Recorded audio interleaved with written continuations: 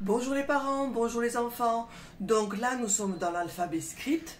Et dans l'alphabet script, il y a des lettres hautes qui utilisent l'interligne du haut et l'interligne centrale, des lettres centrales qui n'utilisent que l'interligne du centre, et nous avons des lettres qui utilisent l'interligne centrale et l'interligne du bas.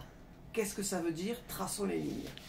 Donc dans l'alphabet script, il est aussi important de savoir tracer ces lettres que de savoir où les tracer.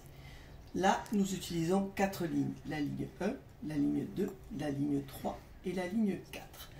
Les premières vidéos, nous avons tracé les lettres qui utilisaient l'interligne centrale, comme par exemple le A. Dans une autre série de vidéos, nous avons utilisé l'interligne du haut et l'interligne centrale pour les lettres qui utilisaient les lettres hautes, comme par exemple le L ou le B.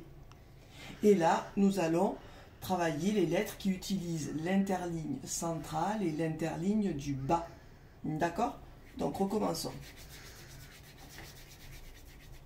Donc, je fais mes 4 lignes très importantes. La ligne 1, la ligne 2, la ligne 3, la ligne 4. Et donc, je vais tracer des lettres qui utilisent l'interligne centrale et l'interligne du bas. Donc, comme interligne, comme lettre basse, nous avons le Q et le P qui se ressemblent énormément, comme le B et le D. Donc, c'est des bases de tige. Une tige, mais qui, au lieu de monter, comme pour le D et le B, une tige qui descend, qui commence à la ligne 2 et qui descend à la ligne 4. Donc, je fais une tige et je fais une deuxième tige qui commence à la ligne 2 et qui finit à la ligne 4. Le P et le Q commencent par une tige. D'accord?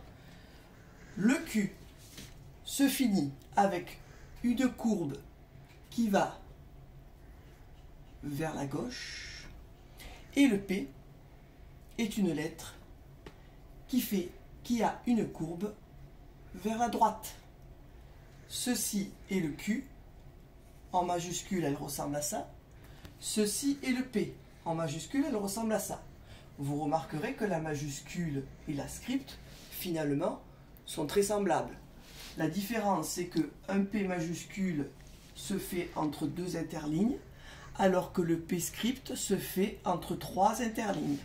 Mais, globalement, elles ont la même forme. Donc, ça peut être une technique pour vous, pour ne pas vous tromper. Le P script, finalement, ressemble beaucoup au P majuscule. Essayez de ne pas vous tromper parce que pour la lecture, c'est très important. Travaillez bien.